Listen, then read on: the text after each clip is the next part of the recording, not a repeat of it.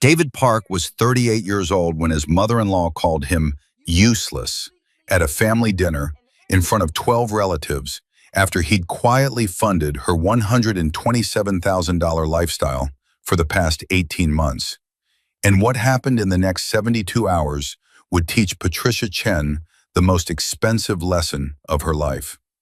It was Saturday, November 9th, 2024, at Canlis Restaurant in Seattle, Washington, one of the most expensive establishments in the city, where entrees started at $95 per plate.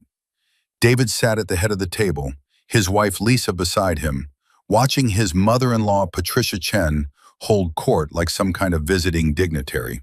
She was wearing the $2,400 Burberry coat he'd paid for in August, the $850 Cartier earrings from September, and carried the $3,200 Louis Vuitton handbag from October, all charged to the American Express Platinum card he'd given her in May 2023 with a $50,000 credit limit, a limit he'd had to increase twice. David earned $165,000 a year as a senior software engineer at Amazon, working on cloud infrastructure. It was good money, especially for someone who'd grown up in a one-bedroom apartment in Federal Way with his single mother who cleaned office buildings. He'd worked his way through University of Washington on scholarships and part-time jobs, graduated with a degree in computer science, and spent 14 years climbing the corporate ladder. He was proud of what he'd built, proud of the three-bedroom house he'd bought in Ballard for $847,000, proud that he could take care of his family. But apparently, none of that mattered to Patricia Chen. "You know what your problem is, David?" Patricia announced, her voice cutting through the conversation at the table. She'd had 3 glasses of the $280 per bottle Chateauneuf du Pape he was paying for. "You have no vision, no ambition. You're just useless when it comes to real success." The table went silent. David's fork stopped halfway to his mouth. Lisa's younger sister, Emma, who worked as a receptionist making $38,000 a year, smirked. Her brother James, unemployed for the past 8 months, nodded in agreement. Patricia's sister Margaret, who'd declared bankruptcy twice, murmured something supportive. Even Lisa's father Richard, who Patricia had divorced 15 years ago after he lost his contracting business, shifted uncomfortably in his seat. He'd flown in from Portland for this dinner, and David had paid for his $340 round-trip Alaska Airlines ticket. "Mom," Lisa started, but Patricia waved her off. "No, let me finish. Look at the Johnsons. Their son-in-law Stephen just bought them a vacation home in Maui. A whole house. What has David done? He works his little computer job, brings home his little paycheck. His little paycheck is paying for this dinner," David said quietly, his voice steady despite the rage building in his chest. "It's paying for the wine you're drinking. It's paying for that coat you're wearing." Patricia laughed, actually laughed. "Please, this is basic hospitality. This is what family does. Stephen bought his in-laws a $1.2 million vacation home. You give us dinner once a month. It's embarrassing, honestly." David looked at his wife. Lisa was staring at her plate, her face red. She wasn't defending him. Again, they had no idea what was coming. The dinner had cost $1,847.32, including tip. David paid it with a smile, thanked the server, and helped Patricia into that Burberry coat. He drove them all back to his house, the house he'd bought, the house he paid the $4,200 monthly mortgage on, where Lisa's family was staying for the weekend. He said goodnight to everyone, went upstairs to his home office, and opened his laptop. American Express online account. Log in. View authorized users. Patricia Chen. Account opened May 15th, 2023. Current balance, $47,238.65. He stared at that number. $47,000. In 18 months. He clicked on the transaction history and started scrolling. It wasn't just the clothes. Patricia had been living like a millionaire on his dime. $4,200 at Nordstrom on July 3rd, $3,800 at Saks Fifth Avenue on July 18th. Weekly groceries at Whole Foods ranging from $300 to $600. A $2,100 spa day at Jean Juarez on August 22nd. Dinner at El Gaucho for $890 on September 7th. A dinner she'd told everyone her friend Margaret had treated her to. A $6,700 cruise to Alaska in June that she'd posted all over Facebook, claiming it was her retirement gift to myself. Monthly hair appointments at a salon in Bellevue for $340 each. A $4,500 payment to a cosmetic dentist for veneers. A $1,200 payment to a personal trainer. David felt something cold settle in his chest. This wasn't just shopping. This was a complete lifestyle funded by his credit card, while Patricia told everyone, including her own daughter, that David was cheap, unsuccessful, and useless. If you enjoy stories like this in watching entitled people learn expensive lessons, like this video and subscribe to the channel now. There are brand new stories here every day, each one more intense than the last, and tell me where you are watching from. He kept scrolling. The charges went back further than he remembered. Patricia lived in a rent-controlled apartment in Capitol Hill that cost her $1,100 a month, a miracle in Seattle's housing market. She'd retired at 60 from her job as an administrative assistant at a law firm, where she'd made about $52,000 a year. Her pension was $1,800 a month, plus another $1,400 from Social Security she'd started claiming early. That was $3,200 a month in fixed income, plus the $1,100 rent meant she should have had $2,100 left over for expenses. Instead, she'd spent an average of $2,600 per month on his credit card for 18 months. David opened a spreadsheet, he was an engineer after all, and started categorizing. Clothing and accessories, $23,400. Restaurants and entertainment, $11,200. Travel, $8,900. Personal services, salon, spa, trainer, dentist, $7,100. Groceries and household items, $4,200. Miscellaneous, $2,438.65.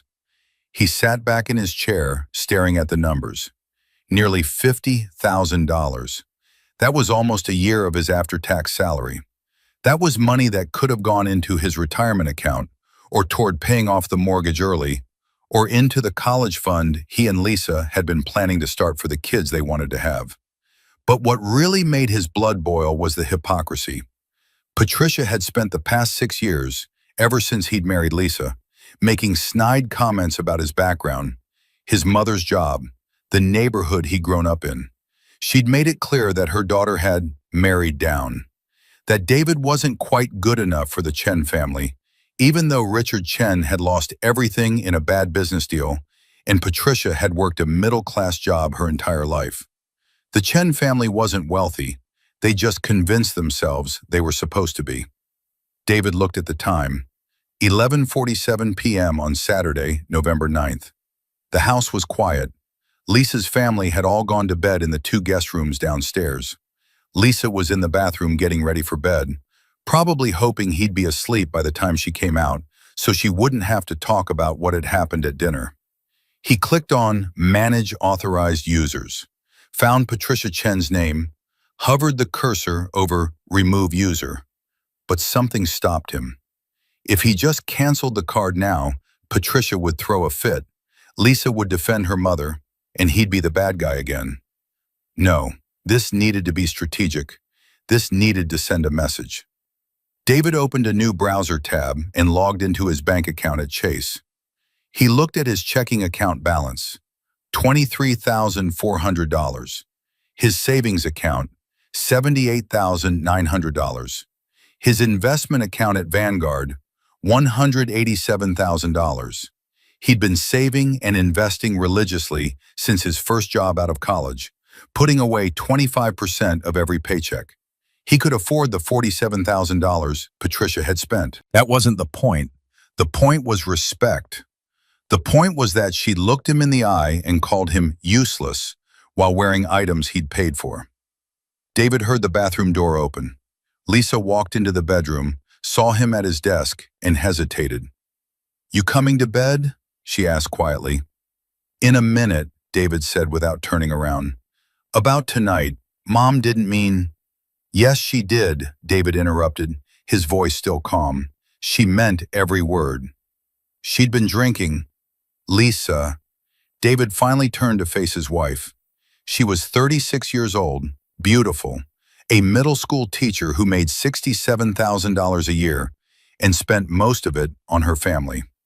He'd fallen in love with her kindness, her intelligence, her compassion. But somewhere along the way, she'd learned that keeping the peace with her mother was more important than defending her husband. "Do you know how much your mother has spent on that credit card I gave her?" Lisa shifted uncomfortably. "I don't know. Maybe a few thousand?" $47,000 in 18 months. The color drained from Lisa's face. That can't be right." David turned the laptop screen toward her. "See for yourself." Lisa walked over slowly, looked at the screen, and her hand went to her mouth. She scrolled through the charges, her eyes getting wider with each line. "The Alaska cruise, the spa days. Oh my God, David, I didn't know. I swear I didn't know it was this much." "She called me useless tonight," David said softly, "in front of your entire family, while wearing a $2,400 coat that I paid for, while drinking $280 wine that I paid for, at a restaurant where the bill was over $1,800 that I paid for." "I'll talk to her," Lisa said quickly. "Tomorrow morning I'll tell her she needs to cut back." "Cut back?"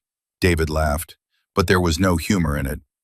"Lisa, she doesn't need to cut back. She needs to pay for her own life. I gave her that card because you said she was struggling after retirement. You said she needed help with groceries and medications. This," he gestured at the screen, "this isn't groceries and medications. This is a luxury lifestyle funded by someone she openly disrespects." "So what are you going to do?" Lisa asked, and David heard the fear in her voice. "I'm going to make a decision," David said, "and I need you to trust me." They had no idea what was coming. Sunday morning dawned bright and cold. November in Seattle meant the temperature was hovering around 42 degrees, and rain was forecast for the afternoon. David woke up at 6 a.m., his usual time, even on weekends. He went for his regular 5-mile run through the neighborhood, came back, showered, and started making breakfast. By 8:30 a.m., the smell of bacon, eggs, and fresh coffee had drawn Lisa's family to the kitchen. Patricia appeared first, still in her bathrobe, a $340 silk robe from Bloomingdale's that David's credit card statement said she'd bought in September. She poured herself coffee from his $400 Breville espresso machine and sat at the kitchen island. "Good morning," David said pleasantly, setting a plate of eggs in front of her. "Morning," Patricia said, not quite meeting his eyes. Maybe she did feel a little guilty about last night, or maybe she was just hungover. Emma and James wandered in next, followed by Margaret and Richard. Lisa came down last, looking tired. She'd barely slept, David knew. He'd felt her tossing and turning all night. "I was thinking," David announced as everyone settled in with their breakfast, "we should all go out for lunch today. My treat. There's a great place in Pike Place Market that just opened." Patricia perked up. "Oh, that sounds lovely. I need to stop by Nordstrom anyway. They're having a sale." "Actually," David said casually, refilling coffee cups, "I was thinking we could talk about something first." The room went still. Lisa shot him a warning look. "I've been thinking about what you said last night, Patricia," David continued, his tone conversational. "About success and ambition and vision. And you're right, I do lack vision in some areas." Patricia looked surprised, then pleased. Well, I appreciate you recognizing that. So I've decided to focus my resources more strategically, David said, starting with some budget adjustments. Lisa and I have been talking. He glanced at his wife, who definitely looked panicked now. And we think it's time to cut back on some expenses. Tighten the belt a little. You understand. Of course, Patricia said, but she looked confused. That's very responsible. I'm glad you think so, David smiled, because I've canceled the credit card I gave you. The kitchen went dead silent. Patricia's fork clattered to her plate. You, what? The American Express card. I removed you as an authorized user last night. It's no longer active. Patricia's face went from confused to pale to red in about 3 seconds. You can't do that. That's my card. No, David corrected gently. It's my card, my account, my credit limit, my responsibility for every charge. And I've decided I can no longer afford to maintain it. But I have expenses. I need that card. I'm sure you do, David said. And I'm sure your $3,200 a month in retirement income will cover your actual needs. You know, groceries, medications, the things you told us you needed help with when I gave you the card in the first place. Patricia turned to Lisa. Are you going to let him do this to me? Before Lisa could answer, David spoke up. I'm also going to need you to return some items. The Burberry coat is brand new with tags still on it. You can return that for a $2,400 credit to my card. The Louis Vuitton bag too, that's $3,200. The Cartier earrings were purchased less than 60 days ago, so Nordstrom should take those back for $850. You want me to return my gifts? Patricia's voice was shrill now. They weren't gifts, David said calmly. You spent my money without permission on luxury items while calling me useless. I'd like the money back. This is insane. Patricia stood up, her chair scraping loudly against the floor. Lisa, tell your husband he's being completely unreasonable. All eyes turned to Lisa. David watched his wife's face, saw her struggling with the choice she knew she had to make. Family versus husband, peace versus justice. The pattern she'd followed her entire life versus the marriage vows she'd made 6 years ago. Mom, Lisa said quietly, and David heard something different in her voice. Something he hadn't heard before when she talked to her mother. Did you really spend $47,000 on his credit card? Patricia's mouth opened and closed. It wasn't that much. I saw the statement last night.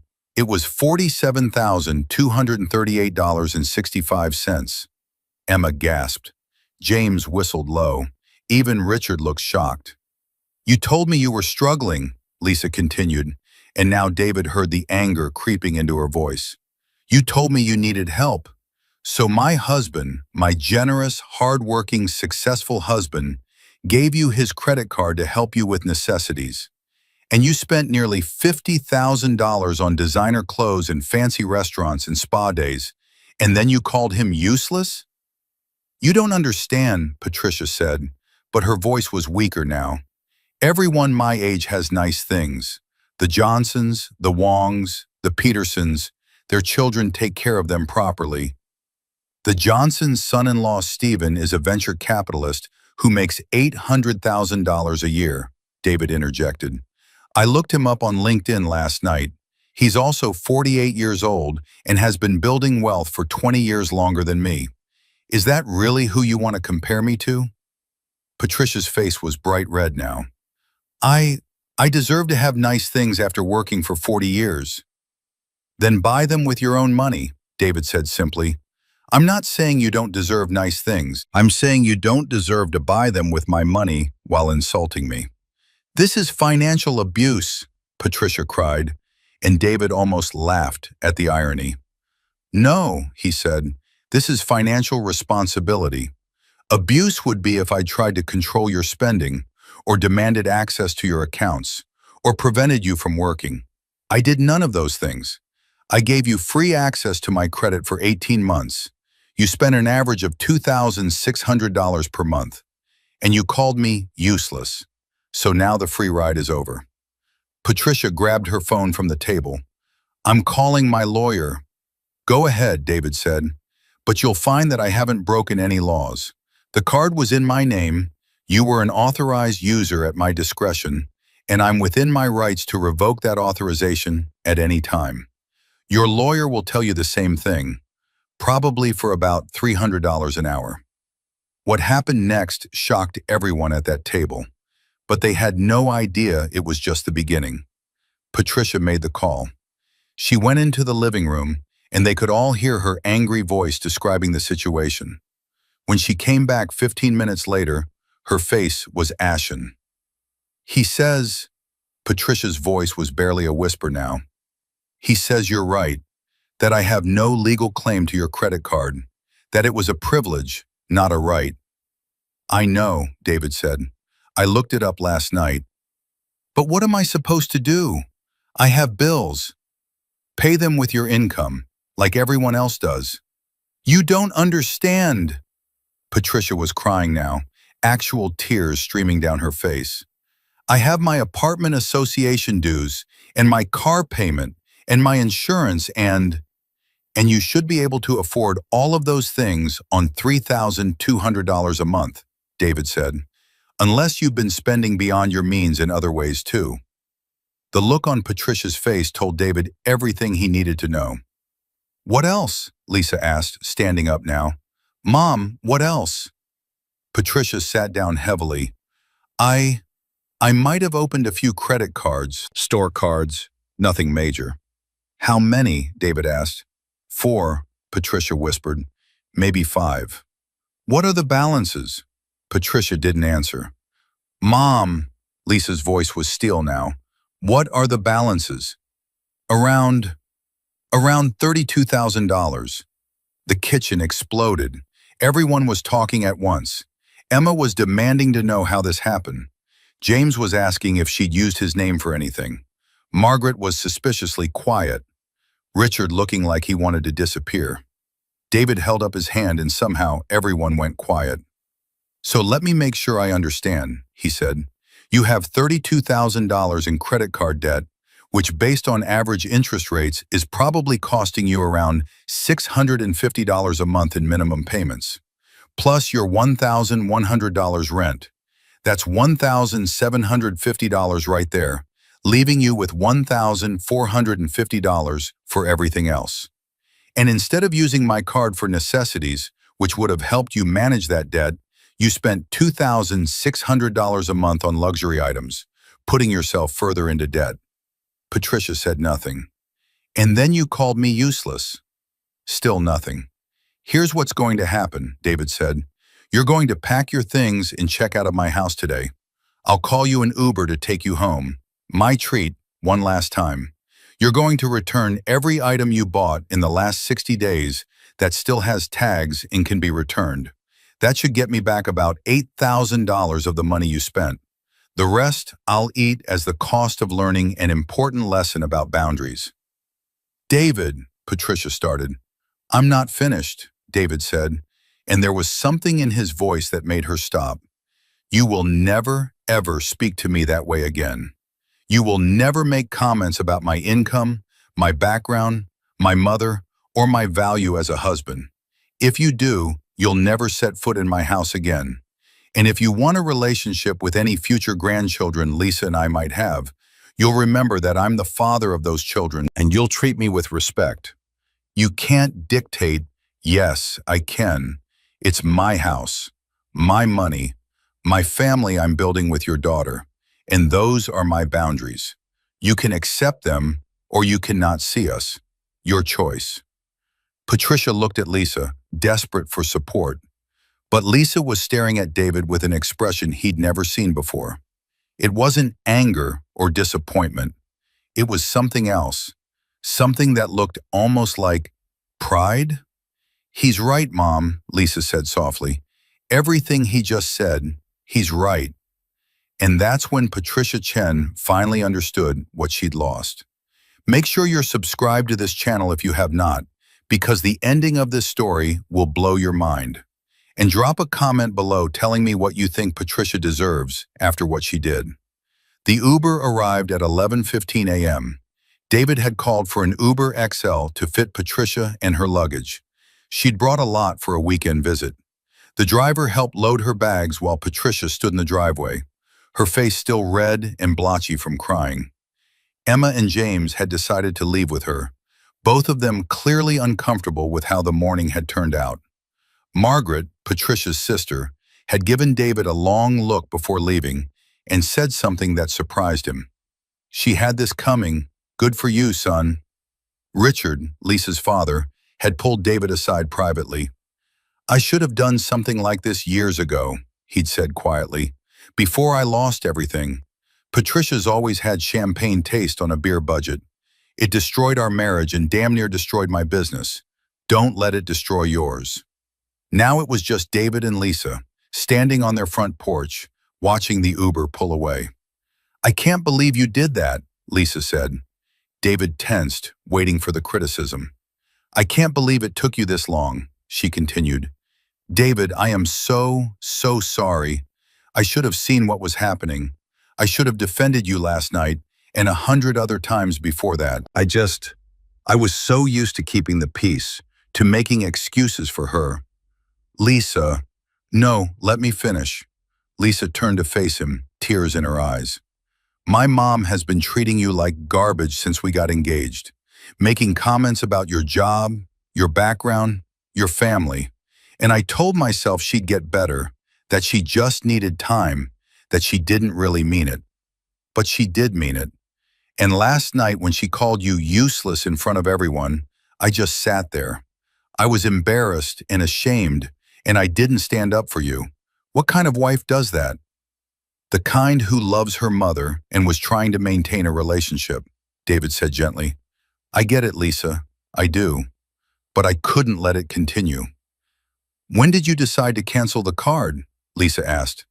"Last night. The moment she said useless, I knew exactly what I was going to do." "Why didn't you tell me?" "Because I needed you to make your own choice this morning," David said. "I needed to know that when it came down to it, when your mother demanded you choose sides, you choose us, choose our marriage. And you did." Lisa wiped her eyes. "She's going to be furious for a while." "I know. She might not speak to us for months." "I know that too. Are you okay with that?" David pulled his wife close. "Lisa, I would have been okay if she never spoke to us again. But I also know she will. Because eventually she's going to need something. And she's going to realize that we're the only family members with stable income and good boundaries. And when she comes back, it'll be on our terms." They stood there for a moment, holding each other on their front porch in the cold November morning. "What are you going to do with the money she returns?" Lisa asked. David smiled. "I was thinking we could start that college fund we've been talking about. Even if we don't have kids for a few years, it's never too early to start saving." "I'd like that," Lisa said. But David Park had no idea that Patricia Chen's financial problems were about to become a crisis, and that his decision to cancel that credit card was going to trigger a chain of events that would expose secrets, destroy relationships, and ultimately force his mother-in-law to face the consequences of decades of poor choices. The real story was just beginning, and what happened in the next 2 weeks would change everything. 3 days after David canceled Patricia's credit card, on Wednesday, November 13th at 2:34 p.m., his phone rang while he was in a meeting at Amazon's Seattle headquarters. The caller ID showed a number he didn't recognize, a 206 area code local to Seattle. He declined the call and went back to his presentation on cloud infrastructure optimization. The same number called back immediately, then again. On the 4th call, David excused himself from the meeting and stepped into the hallway. "Hello?" "David, thank God." It was Patricia's sister Margaret, and she sounded panicked. "You need to come to Patricia's apartment right now. There's been an incident." "What kind of incident?" David asked, his engineer's brain already cataloging possibilities. "Just come, please. She's not handling this well." David arrived at Patricia's Capitol Hill apartment building at 3:15 p.m. It was a 1970s brick structure, rent-controlled, the kind of place that was becoming increasingly rare in Seattle's booming housing market. He found Margaret waiting outside Patricia's door on the third floor, looking pale. "What happened?" David asked. "Just prepare yourself," Margaret said, and opened the door. The apartment was in chaos. Moving boxes were stacked everywhere, half-packed. Designer clothes were strewn across the furniture, dresses still with tags, shoes in their original boxes, handbags piled on the dining table. Patricia was sitting on her couch in her bathrobe, staring at a pile of papers spread across her coffee table. "Patricia?" David said carefully. She looked up, and David was shocked by what he saw. In 3 days, she seemed to have aged 10 years. Her eyes were red-rimmed, her hair unbrushed, her usual put-together appearance completely gone. "You were right," Patricia said, her voice hollow. "About everything." David stepped closer and looked at the papers on the coffee table. They were credit card statements, bills, collection notices, and what looked like an eviction warning. "Talk to me," David said, sitting down across from her. "What's going on?" Margaret spoke up. "After you canceled her card, Patricia couldn't make her rent payment. She'd been using your credit card to pay her rent for the last 6 months, then using her retirement income for other things." David felt his stomach drop. "You used my credit card to pay rent?" "I had to," Patricia burst out. "The credit cards I opened, the store cards, the minimum payments were $650 a month like you said, and my rent is $1,100. That's $1,750 total, which left me with $1,450 for everything else. I was barely making it." "So you used my card to pay rent and spent your income on designer clothes?" David's voice was incredulous. "No, it's complicated." Patricia grabbed one of the statements. "This Nordstrom card, the balance is $12,400. I opened it 2 years ago because Emma needed money for her car down payment. I lent her $5,000 and she was supposed to pay me back, but she's barely making ends meet on her receptionist salary, so you've been carrying her debt," David finished. "And James," Margaret added quietly. "Tell him about James." Patricia's hands were shaking. "James lost his job at the warehouse in January. He couldn't make rent. He was going to be evicted. I let him stay with me for a while, but my lease doesn't allow long-term guests, so I had to help him get his own place. First month, last month, deposit, that was $3,200 on my Target credit card." David was starting to see the picture. "What else?" "My car," Patricia whispered. "I bought a 2022 Honda Accord last year, $31,000. I put $3,000 down on a Macy's card and financed the rest. The payment is $520 a month." "You bought a brand new car when you were already in credit card debt?" "My old car died. I needed transportation." "You could have bought a used car for $8,000 cash." "I don't have $8,000 cash," Patricia shouted. "I've never had that kind of money just sitting around." The room went silent. David looked around the apartment, at the expensive furniture, the art on the walls, the 65-inch Samsung TV, the designer, everything. "Patricia, this apartment is full of expensive things." "They're not expensive," Patricia said defensively. "They're nice. Normal people have nice things." And there it was, the fundamental disconnect. Patricia Chen had spent her entire adult life believing that she was entitled to a lifestyle she couldn't afford, and she'd gone into debt to maintain the illusion. "Walk me through your actual financial situation," David said. "All of it." For the next hour, Patricia laid it out. It was worse than David had imagined. 5 credit cards with a total balance of $32,400 at an average interest rate of 22.4%, requiring minimum payments of $648 per month. The Honda Accord car payment of $520 per month, with $27,300 still owed. Car insurance at $180 per month, high because of an accident 3 years ago, that Patricia had never told anyone about. Renter's insurance at $35 per month, cell phone at $95 per month, an unlimited data plan with a financed iPhone 14 Pro that added $41 to the bill.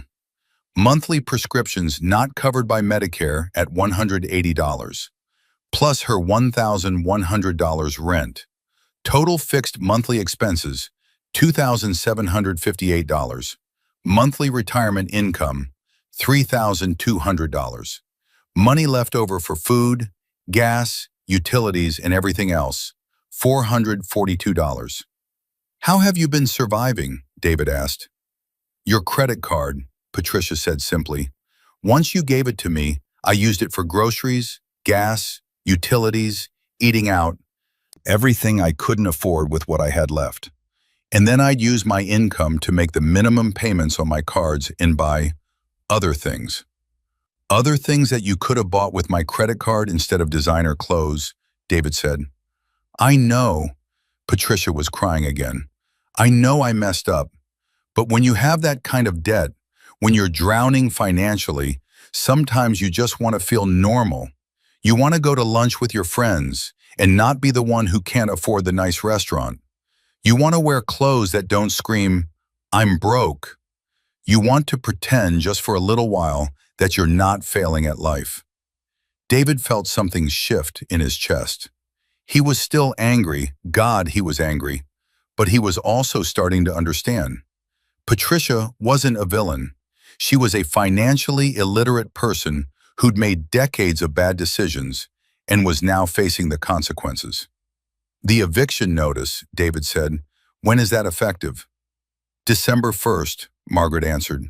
She's been here for 12 years. The landlord was willing to work with her when she was late before, but this month she told him she couldn't pay at all. He's done. Where were you planning to go? Patricia didn't answer, just gestured helplessly at the moving boxes. She doesn't have anywhere to go, Margaret said. I'm in a one-bedroom in Tacoma. Richard's in a studio apartment in Portland. Emma and James both have roommates. And after the way Sunday went, you thought no one would help you, David finished. Patricia nodded miserably. David stood up and walked to the window. Capitol Hill stretched out below him, the Seattle skyline visible in the distance, the Space Needle, the Amazon towers where he worked, the city he'd built a life in through hard work and careful planning. He thought about his mother, who'd cleaned office buildings and still managed to save enough to help with his college expenses. He thought about the financial literacy classes she'd made him take as a teenager, classes he'd resented at the time but now understood had saved him from this exact situation. He thought about the budget spreadsheet he'd maintained since his first job, the automatic savings transfers, the retirement contributions. Patricia had never learned these things, and now at 62 years old, she was about to lose her home. I'll help you, David heard himself say. Patricia's head snapped up. What? I'll help you, but not the way I was helping before. No more credit card. No more blank checks. We're going to fix this properly.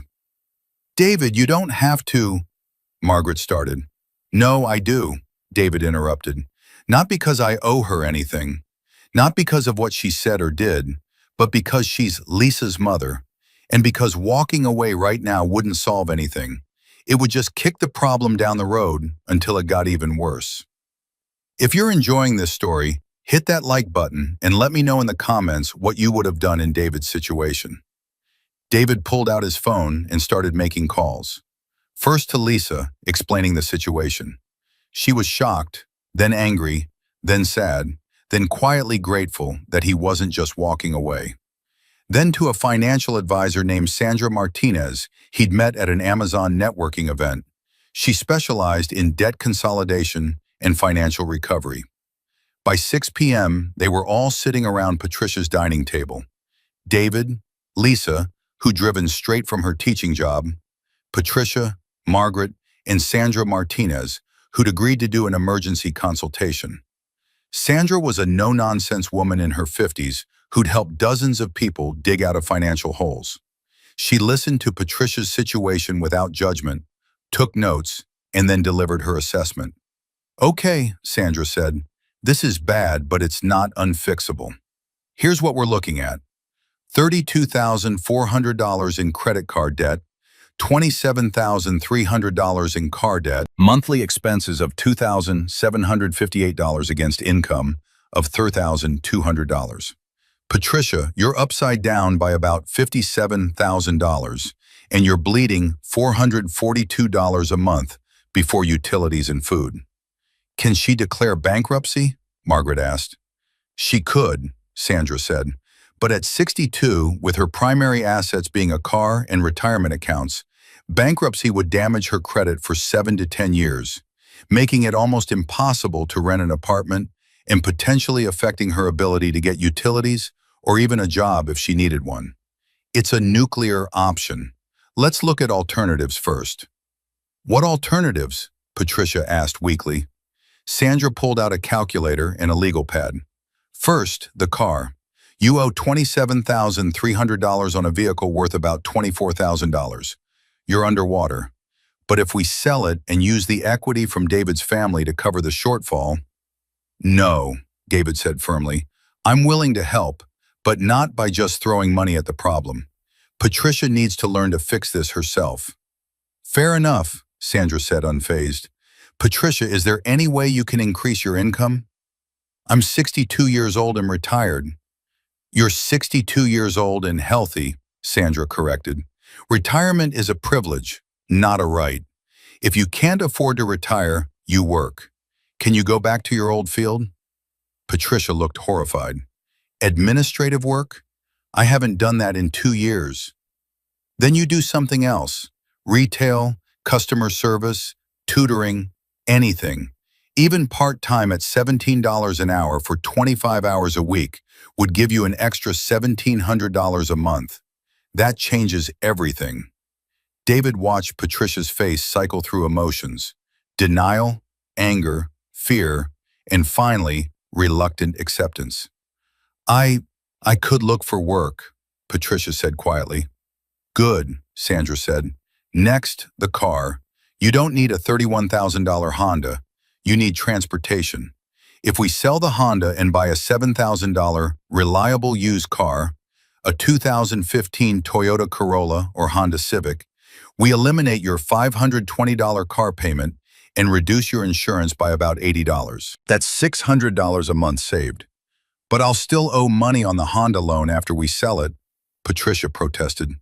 "About $3,300, yes," Sandra confirmed. "Which brings me to David. Are you willing to loan Patricia money with a formal repayment plan?" David thought carefully. "How much are we talking about?" "I'm proposing a debt consolidation strategy.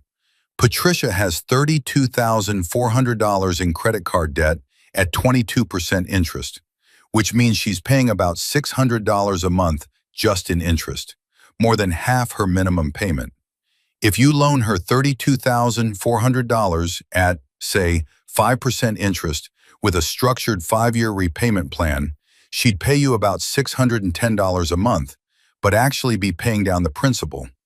Over 5 years, she'd pay you back $36,600 total, instead of paying the credit card companies $47,000 plus in interest alone." Lisa spoke up. "So David loans Mom money to pay off all her cards, and then she pays him back monthly?" "Exactly," Sandra said. "With a formal promissory note, interest rate, payment schedule, everything legal and binding. It saves Patricia thousands in interest while giving David legal recourse if payments aren't made." "And the $3,300 for the car?" David asked. "That could be part of the loan, making it $35,700 total," Sandra said. "Or Patricia could work out a payment plan with the dealership or bank." David did the math in his head. $35,700 was less than what Patricia had already spent on his credit card, and this time he'd get it back, with interest. "I'll do it," David said, "on 3 conditions." "Name them," Patricia said, and for the first time David heard humility in her voice. 1. You get a part-time job within 30 days and keep it for at least 2 years. 2. You sell the Honda and buy a cheaper car. 3. You work with Sandra for 6 months to learn basic financial literacy, budgeting, saving, credit management, all of it, and you stick to the budget we create. I agree, Patricia said immediately. There's a fourth condition, David added, but it's not financial. Patricia waited. You apologize, really apologize, not because you need my money, but because you understand that what you said was wrong, that how you've treated me for 6 years was wrong, and that you're genuinely sorry. The room went quiet. Patricia looked down at her hands, at the manicure David's credit card had paid for, at the rings she'd bought on sale at Nordstrom, at the life she'd built on credit and judgment. I am sorry, Patricia said, and her voice broke. David, I am so sorry. You were right. About all of it. I've spent 6 years judging you for not being wealthy enough, sophisticated enough, successful enough, when the truth is you're more financially stable and responsible at 38 than I've been in my entire life. I called you useless when you've been supporting not just Lisa, but me, and probably half this family without anyone even acknowledging it. I was jealous and insecure, and I took it out on you, and I'm sorry. David felt Lisa's hand find his under the table and squeeze. Apology accepted, he said quietly. Now let's fix this. They worked until midnight. Sandra drew up a preliminary budget, a debt consolidation plan, and a roadmap for Patricia's financial recovery. David transferred $35,700 from his investment account to pay off Patricia's credit cards and cover the car loan shortfall. Sandra wrote up a promissory note for $35,700 at 5% interest to be repaid at $610 per month for 60 months, with the first payment due January 1st, 2025. Patricia signed it with shaking hands. Now, Sandra said, let's talk about immediate changes. Tomorrow, you're going to cut up every credit card except one. Keep your oldest card for credit history, but with a limit you set at $500 for emergencies only. You're going to call your landlord and explain that December's rent will be paid on time, and work out a payment plan for November. David, are you willing to cover November's rent as part of this loan? Add it to the total, David said. Let's make it an even $36,800. Sandra revised the promissory note. Patricia signed again. Phone plan, Sandra continued. You're going to switch to a budget carrier. $95 a month for unlimited data is absurd. You can get the same service for $40 at Consumer Cellular or Mint Mobile.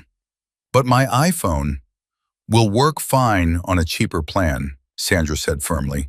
You're going to pay off that finance phone and start treating it like the $1,200 computer it is, not a fashion accessory you replace every year. They went through every expense. Subscriptions Patricia didn't need, gym memberships she didn't use, food delivery services she could replace with cooking, salon appointments that could become once quarterly instead of monthly. The manicures could be done at home. The personal trainer was gone. By the time they were done, Patricia's monthly budget looked completely different. Rent, $1,100. Loan payment to David, $622, increased to cover the $1,100 rent addition. Car insurance, $100 with cheaper car.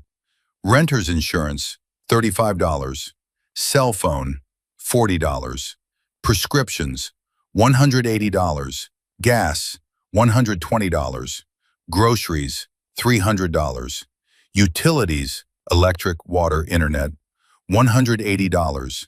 Miscellaneous emergency fund, $115. Total, $2,792 per month. That leaves you with $408 from your retirement income, Sandra said.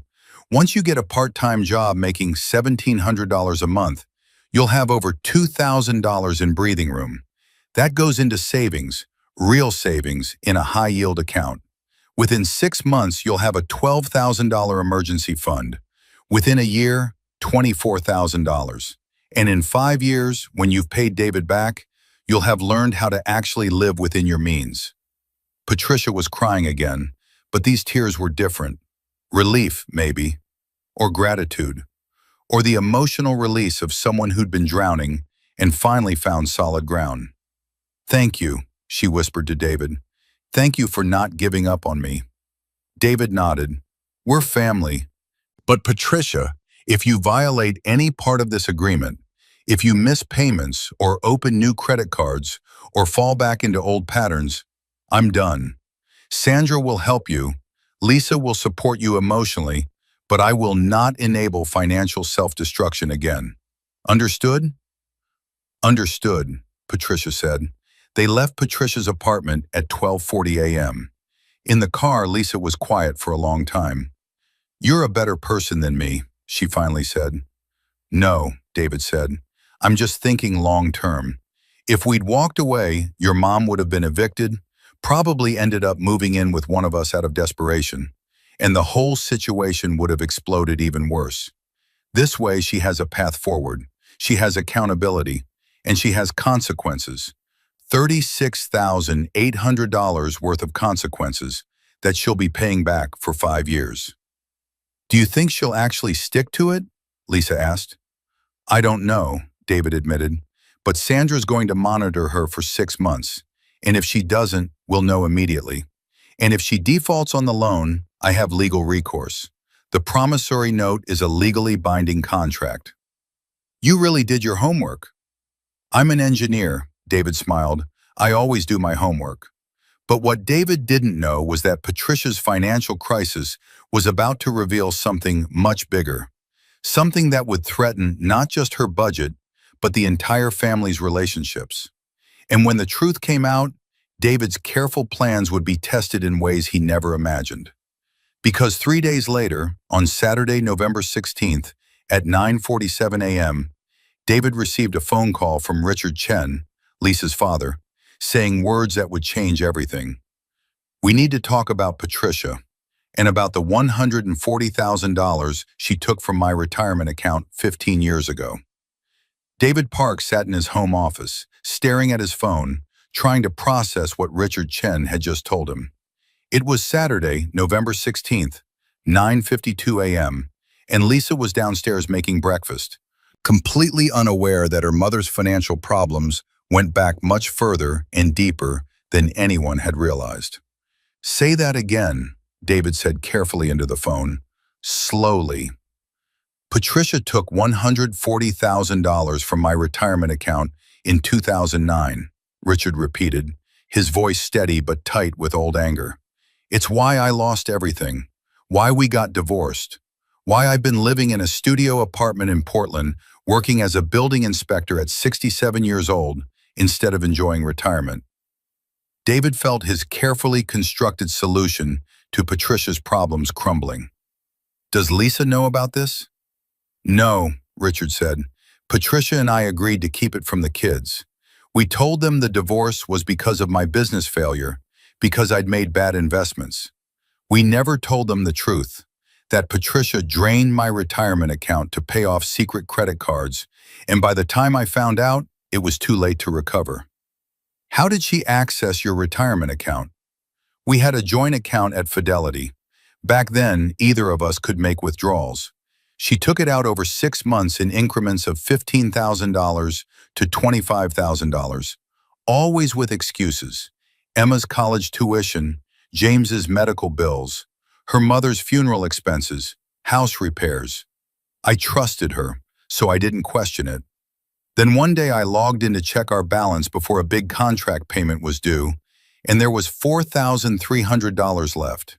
She'd taken $140,000 and spent it all." "On what?" David asked, though he already knew the answer. "Credit cards," Richard said bitterly. "She'd opened over a dozen cards I didn't know about. Department stores, jewelry stores, vacation clubs. She was spending $4,000 to $5,000 a month beyond our income for years, and when she maxed them all out, she paid them off with my retirement money. When I found out, when I confronted her, she said she'd pay it back. She swore she would. But then my contracting business hit a rough patch. Partly because I didn't have that $140,000 to invest in new equipment, and everything fell apart. We lost the house, filed for divorce, and she never paid back a cent. David closed his eyes. This was so much worse than he'd thought. Why are you telling me this now? Because when Margaret called me after your meeting with Patricia on Wednesday, when she told me about the debt consolidation loan you were giving her, I realized you didn't know.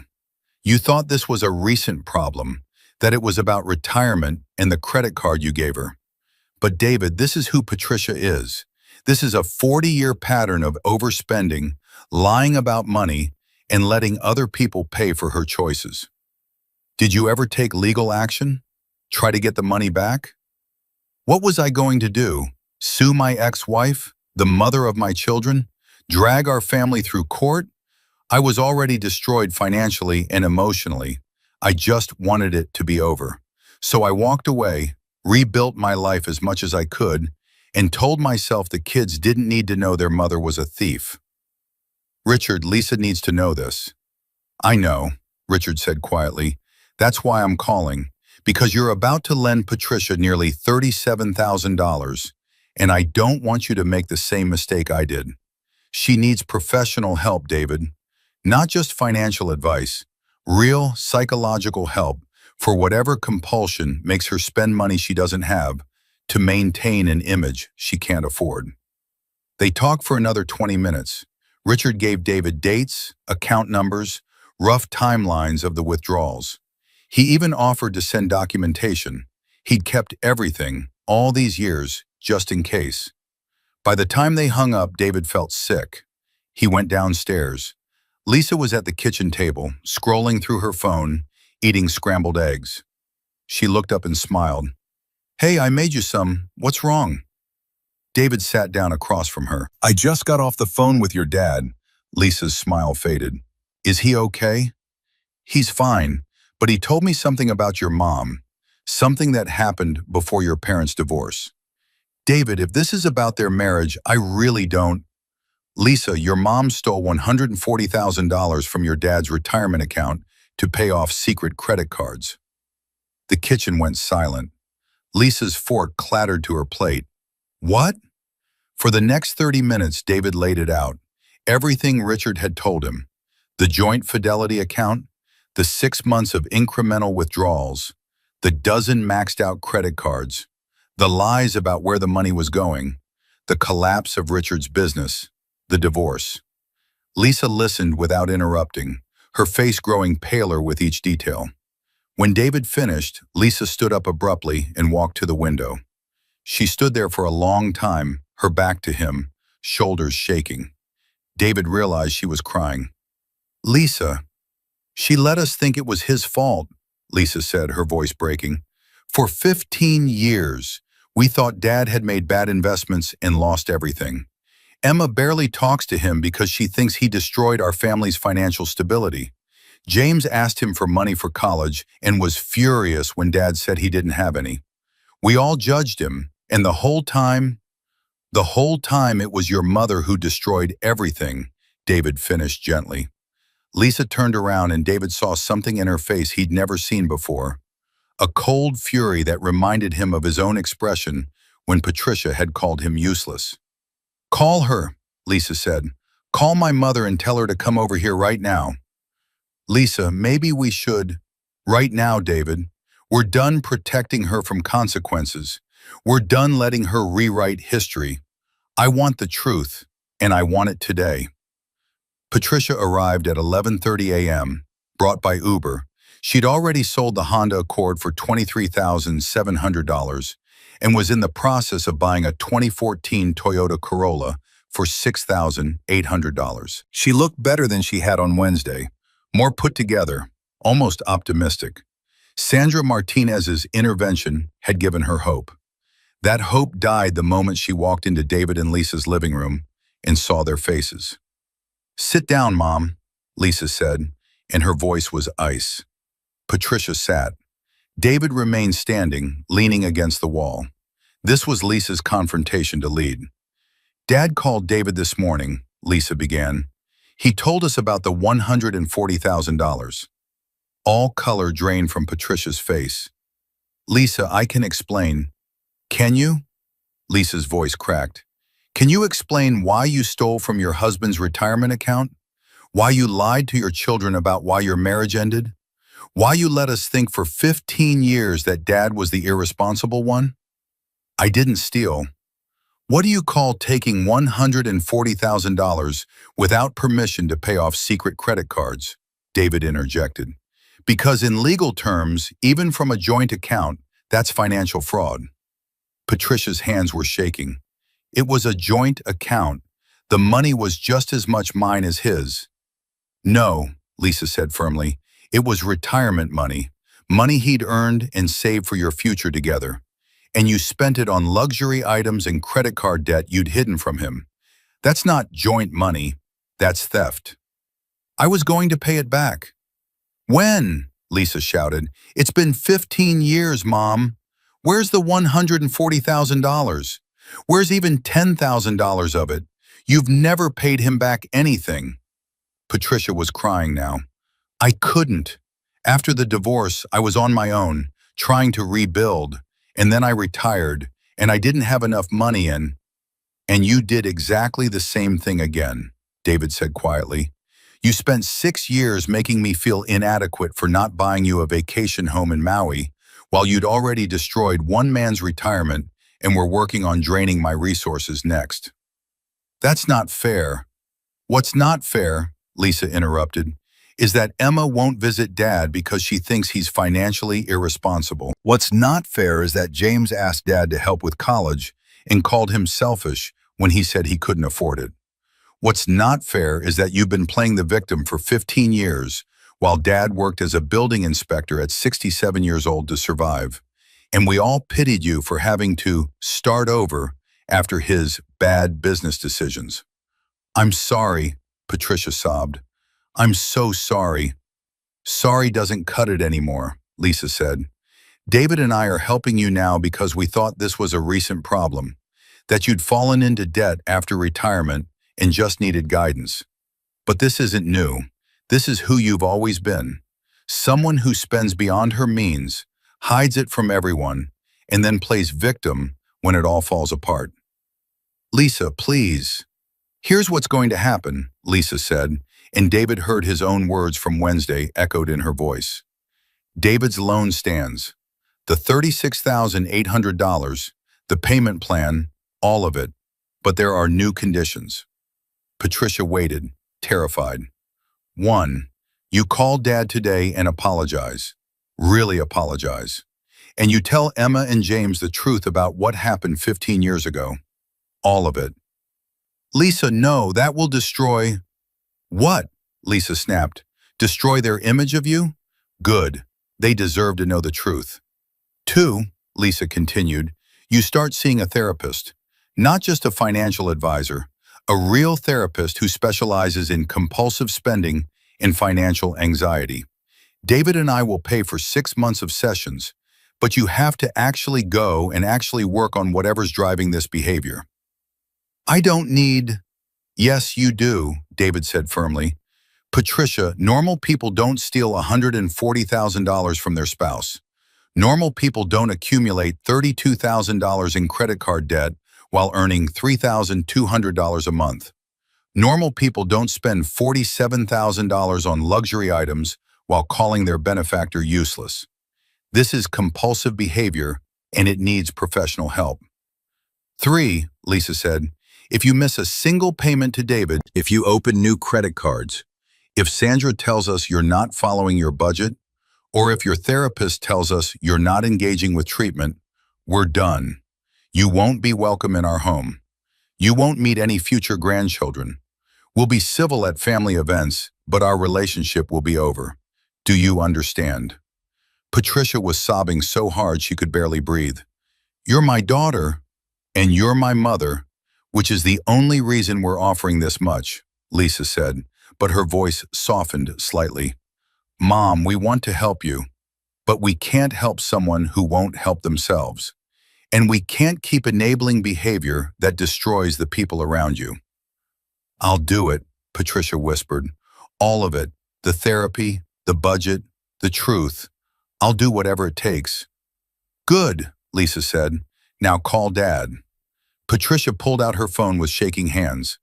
David watched as she dialed Richard's number, her face streaked with mascara and tears. Richard? Patricia's voice was small. It's me. I need to apologize. For everything. Lisa and David know about the $140,000, and I need to tell you something I should have said 15 years ago. I'm sorry. I'm so sorry. What I did was wrong. It was theft. It destroyed your retirement and your business and our family, and I've spent 15 years lying to our children to avoid taking responsibility. I can't pay you back. I don't have the money, but I need you to know that I understand what I did now. I understand the damage I caused, and I'm sorry. David couldn't hear Richard's response, but he saw Patricia's face crumple further, saw her nod, saw her whisper, I know. Thank you for not hating me. When she hung up, Patricia looked at Lisa and David. He said he forgave me years ago, that he'd been waiting for me to finally admit the truth, but he'd let go of the anger because it was poisoning his life. He said he hopes I get the help I need. That's more grace than you deserved, Lisa said quietly. Learn from it. Make sure you're subscribed to this channel, because what happens next will show you whether people can truly change.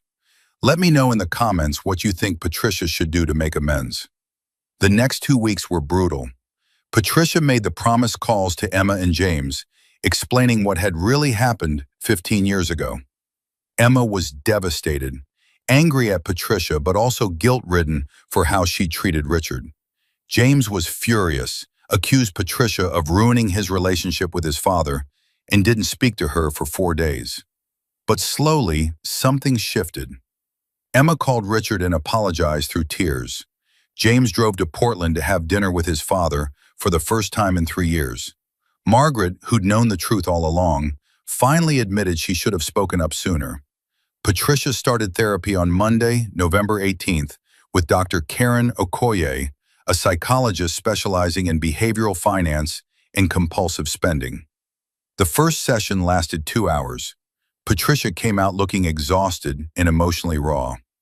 She said, I use spending as a way to manage anxiety, Patricia told Lisa and David over coffee that afternoon, that I grew up poor and developed a belief that my worth was tied to what I owned and how I appeared to others, that I've been trying to buy my way into a social class I don't actually belong to because I'm terrified of being seen as less than. Does that feel true? Lisa asked gently. Patricia nodded. My parents were immigrants. We had nothing. I swore my children would have better, that I'd never be the poor woman in hand-me-downs and bargain shoes. But I took it too far. I confused better with luxury. I confused financial security with financial display. That's good insight, David said. What's the treatment plan? Weekly therapy for 6 months. Daily spending logs. I have to write down every dollar and the emotion I was feeling when I spent it. Cognitive behavioral therapy to address the anxiety. And she wants me to attend Debtors Anonymous meetings. Will you go? Lisa asked. I don't have a choice, Patricia said. You were right, I need help. Real help. Not just a budget, but understanding why I ignore budgets in the first place. Patricia got the part-time job on November 21st. A position at a local library, shelving books and helping with computer classes, $18 an hour for 24 hours a week. It would add $1,728 per month to her income before taxes. She'd be working with people her own age, in an environment that valued education and community over consumption and status. It was perfect. She bought the 2014 Toyota Corolla for $6,800 on November 23rd, paying cash with the money left over from selling the Honda. It was silver, reliable, with 89,000 miles and a clean service history. It wasn't luxurious, but it ran well and the insurance was cheap. She cut up all but one credit card on November 25th, keeping only her oldest Visa, with a $1,000 limit for emergencies. Sandra had her call the credit card companies to close the accounts properly, not just destroy the cards. By December 1st, Patricia's apartment was decluttered. She'd sold designer items she never wore, returned items that were still returnable, and donated bags of clothes to Goodwill. Her apartment looked different now, simpler, but somehow more peaceful. She made her first loan payment to David on January 1st, 2025, $622, exactly on time, transferred via Zelle at 9 a.m. With it came a text, first of 60 payments. Thank you for believing I could change. David showed Lisa the message. They were sitting on their couch on New Year's Day, starting the year together. Do you think she will? Lisa asked. Change, really change? I don't know, David admitted. Dr. Okoye says behavioral change takes 18 months to 2 years to stick permanently. Patricia's only been at this for 6 weeks. There will be setbacks. She'll have days where she wants to buy something expensive to feel better. But she has support now. She has accountability. And for the first time in her life, she has to face the actual cost of her choices. What about us? Lisa asked quietly. What about us? Do you resent me for what my mom did? For not defending you sooner? For the money you lent her? David pulled Lisa close. No, I don't resent you. I love you. And this whole situation, as messy and painful as it's been, it taught us something important. What's that? That boundaries aren't cruel. They're necessary. That helping people sometimes means letting them face consequences. And that we're stronger as a team than I ever gave us credit for. Lisa smiled and kissed him. Thank you for not giving up on her. Or on us. Thank you for choosing us when it mattered, David replied. On January 15th, 2025, David received an email from Sandra Martinez with a subject line that made him smile. Patricia Chen, 75-day progress report exceeding expectations. The email detailed Patricia's adherence to her budget, her consistency with therapy, her engagement with Debtors Anonymous, her performance at her library job, and her improved relationships with her children. There was even a note that Patricia had opened a high-yield savings account and deposited her first $200. She's doing it, David said to Lisa that evening. She's actually doing it. Don't jinx it, Lisa warned, but she was smiling too. 3 months later, on April 9th, 2025, Patricia invited David, Lisa, Richard, Emma, James, and Margaret to her apartment for dinner. Not dinner at an expensive restaurant, dinner at her home, cooked by her, with food she'd budgeted for and prepared herself. It was simple: baked chicken, roasted vegetables, rice, salad. Nothing fancy, but it was the best meal David had ever eaten at Patricia's because it represented something profound: authenticity. Patricia was done pretending to be someone she wasn't. After dinner, Patricia stood up and clinked her water glass. I want to say something to all of you. These past 5 months have been the hardest of my life. Facing what I'd done, admitting my mistakes, living within my means. It's been humbling and scary and exhausting. But it's also been freeing. I don't have to pretend anymore. I don't have to lie about what I can afford, or steal from people I love, or perform this version of success that was killing me. She looked at Richard. Dad, I owe you more than I can ever repay, but I'm starting small. I've set up a payment plan, $100 a month from my library paychecks, transferred directly to your account. It'll take me 116 years to pay back $140,000 that way, but it's something. It's acknowledgement. It's trying. Richard's eyes were wet. Patricia, you don't have to. Yes, I do, Patricia said firmly.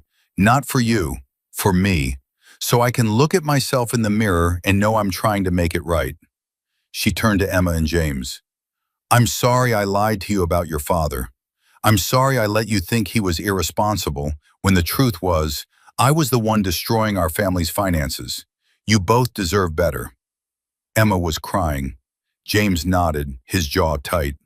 Patricia looked at David and Lisa. And to you two, David, you saved my life. Not with money, though that helped, but with boundaries, with accountability, with refusing to enable my self-destruction. You taught me that real love sometimes looks like tough love. And Lisa, I'm sorry I made you choose between your mother and your husband. You should never have been in that position. Mom, Lisa started. Let me finish, Patricia said. I want to share what Dr. Okoye helped me understand. I grew up believing my worth came from what I owned, that respect had to be purchased, that love was conditional on maintaining a certain image. So I spent money I didn't have to buy approval I never got. And in the process, I destroyed my marriage, damaged my relationships with my children, and nearly destroyed my son-in-law's finances while calling him useless. She took a breath. The irony is that David was never useless. He was the most useful person in my life. He gave me exactly what I needed, which wasn't more money to waste. It was a boundary that forced me to face reality. Sometimes the kindest thing someone can do is say no when you're asking them to enable your worst behavior. David felt something tight in his chest release. This was real. This was genuine growth. I'm not fixed, Patricia continued. Dr. Okoye says I probably never will be fixed, that this is something I'll manage for the rest of my life, like any addiction. But I'm 136 days sober from compulsive spending. I have $847 in my emergency fund. I've made 4 on-time payments to David. I have a job I actually enjoy. And for the first time in decades, I'm not lying to anyone about money. She raised her water glass. So thank you, all of you, for not giving up on me, for holding me accountable, for believing I could change even when I wasn't sure I could. They all raised their glasses, water for most, a single glass of affordable wine for Richard and Margaret. To truth, Patricia said, to consequences, to growth, and to family that loves you enough to let you face your own mistakes. To family, they echoed. After everyone left, David and Lisa stood on Patricia's apartment building steps, looking out at the Seattle night. Your mom really has changed, David said. I think so, Lisa agreed. But I'll feel better after 18 months, like Dr. Okoye said. Fair enough, David smiled. Lisa, can I ask you something? Anything. That night at Canlis, when your mom called me useless and you didn't defend me, what were you thinking? Lisa was quiet for a long moment. I was thinking that if I stayed quiet, everyone would just forget it happened. That keeping the peace was more important than standing up for what was right. I was choosing the easy path, even though I knew it was wrong. And now? Now I know that the easy path isn't always the right path. That sometimes love means being willing to have difficult conversations and set hard boundaries. That marriage isn't about keeping the peace. It's about building something together that's worth protecting. David kissed his wife. I love you. Even when things are hard, maybe especially then. I love you too, Lisa said. Thank you for showing me what real partnership looks like.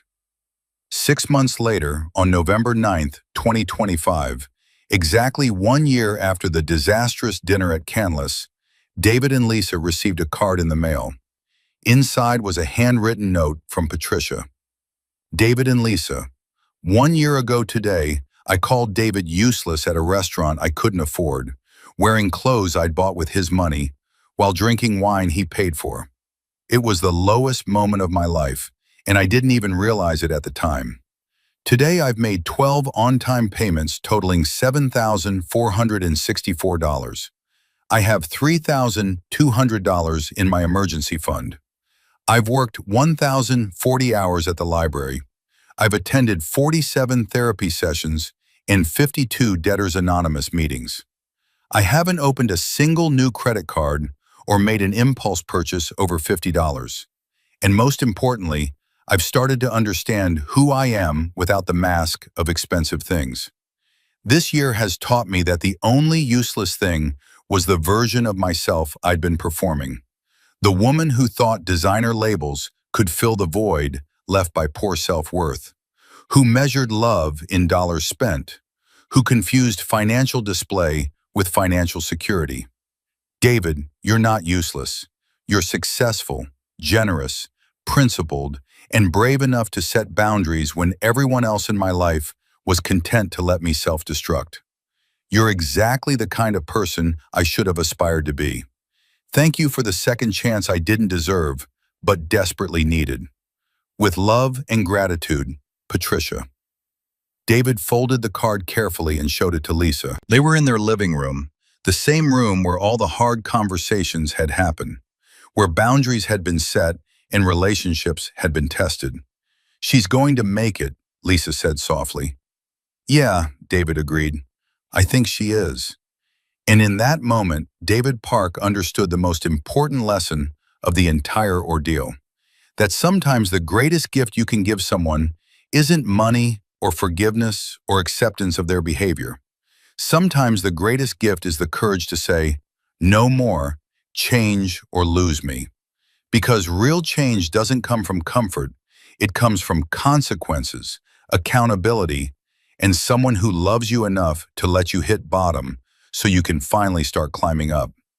Patricia Chen had hit bottom when David canceled that credit card, and in the impact of that fall, she'd finally found the motivation to become the person she'd always been capable of being. If you enjoyed this story, like this video and leave a comment telling me what you thought. And if you're not already subscribed to the channel, please subscribe and hit the notification bell to get alerts for new stories like this one. Thanks for watching, and I'll see you next time.